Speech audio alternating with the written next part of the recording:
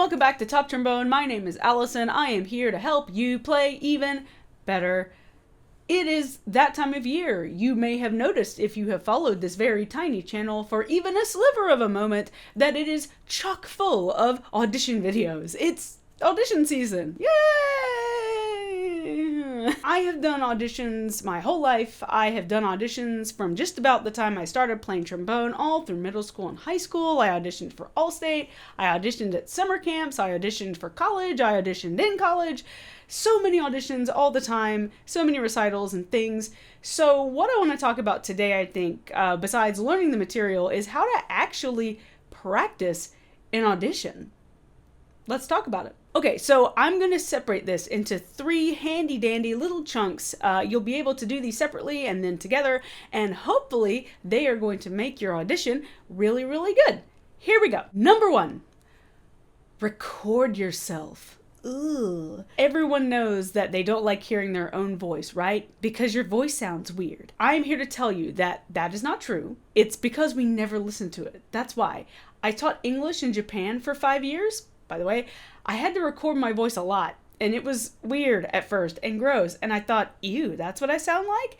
And now I have to hear myself sing and do these videos, and I've heard it so much now that it's completely and totally fine. I recognize, okay, that's what I sound like in real life. Cool. And you move on.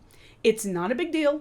It's not going to hurt you. It's totally fine. So that's out of the way. Next. Okay, but when you play, you can hear what you're doing, right? Makes total sense. Well, let me ask you this. How many times during playing the trombone has this happened to you? Ooh, I really hope I got that note. Okay, here comes the finish. Oh my gosh, I can't believe I should have raised back there. Oh my gosh, I'm running out, what am I going to do? Oh, no. Well, I can tell you that that happens to me a lot.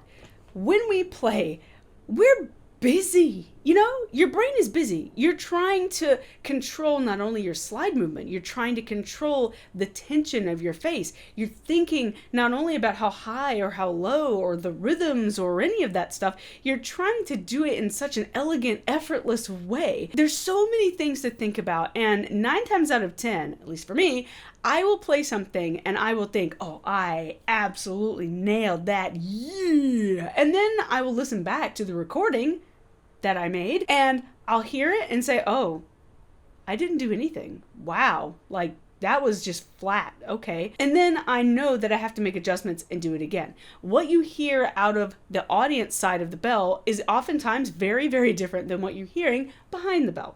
Recording yourself is an absolutely wonderful way to just take a mental break for a second and just hear what you're doing. That's what your judges will hear when you make your recording or go to play live, right? You want to hear it from their perspective. Do that a lot. You're going to find that not only are you going to start catching things that you can fix, you're also going to start hearing things that go well, that you like. That's important. And also, you'll be able to get used to your own sound, and the more you do it, the more natural it will seem, and it'll feed on itself. Record yourself. I promise it will help you. Do it. Number two, this is in relation to how we actually practice the material. Now, when I tell you go practice, usually what you're going to do is you're going to start at the beginning and you're going to play and it's going to go well, and then eonk, okay, I missed it, and you're going to work the passage. Okay, working the passage is where you pick a tiny, tiny spot in the material and you just run that. You drill it until it feels good and it sounds good, and then you work on the next passage, right? That's a very important part of practice. We have to work passages. We have to break it down and slow it down. That's part of it. However, today is not about that. Out the window. We don't care about that. Today, what we care about are practice runs. Practice the performance, okay? And what that means is that you're going to start at the beginning and you are going to play till the end, no matter what happens, okay? If it starts to rain, keep going. If your dog starts barking, keep going.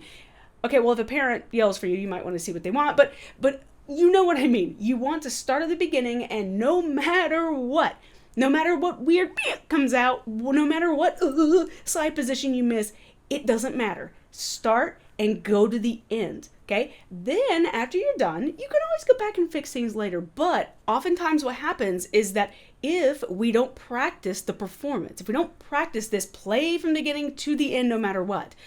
A lot of times you'll kind of get hung up on very tiny, tiny mistakes. Now, I shouldn't tell you this, but if you go watch some of my own performances that I've done for this year's auditions, go listen to some of them. They're not perfect. They're not. There are a couple where I missed a note. It didn't speak, you know? The slide was fine, but it just was air instead of a note. And I kept going because it was such a tiny, tiny moment in time. Everything else I thought sounded quite nice. Do I really want to sacrifice the 99.98% of the performance for this one tiny that didn't happen the way I wanted? That's an important distinction to make. So I want you to make those same distinctions. Practice the performance top to bottom, commit, and then afterwards you can analyze. And you can do that by, that's right, recording the performances that you do. So good, look at you. And number 3, this one is extremely, extremely important as well, especially when it comes to auditions. Scare yourself. Scare yourself, and I mean it.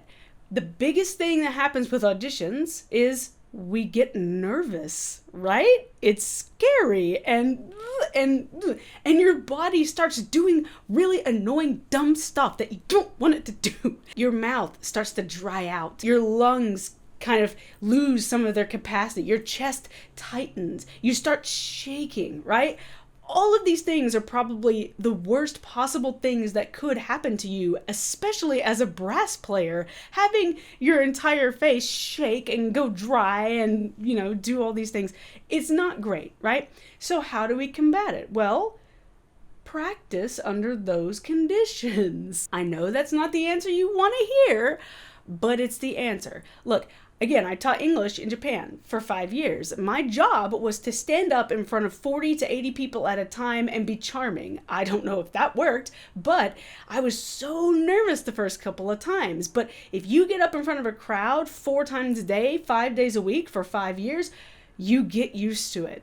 You start to use some of that energy you were using for being nervous and you channel it into something else. And not only that, if you practice the performance, like I mentioned before, that's going to make everything feel more familiar to you. Yes, I've run through this 1,000 times, but you want to make sure to perform it for people that might make you nervous. Perform for your parents, perform for your band teacher, perform for a friend, perform for a small group of friends if you have to. You need to feel what your body is going to do in those conditions. Now, I know what you're thinking. I know. Well, I don't perform in front of anyone. I just have to make a recording. Oh, listen, I'm a recording artist too, and I've made my own albums. And you know what? Recording makes no difference at all, because the second you turn that microphone on and it's go time, I can guarantee you're going to feel some pressure, because I do. Maybe it's just me. But I think you might also feel pressure. Even if you're going to record it all the way through, I guarantee you, as you get towards the end, you're going to start feeling some of those nerves. Ooh, I really hope I don't mess up here. Ooh, I don't want to do this again. It will happen to you as well. So make sure that you're practicing in those conditions. Make sure that you can make yourself a little nervous. It is a good thing. It's a good thing because we have to learn how to deal with it. Everyone deals with it. Every performer on earth, every Broadway star deals with those nerves. It's just a matter of how you channel them. If you want to know any more about this kind of thing, there was a very, very recent video by the lovely Shawn Bell. His thumbnail is somewhere here. He actually has a channel where he talks about trombone improvisation and jazz. So if you want more info on that kind of stuff, definitely check him out and check out this video as well. Thank you very much for stopping by. Once again, I am Allison. I play the trombone and I am here to help you play even better. Good luck on the audition and I'll see you next time. Bye-bye.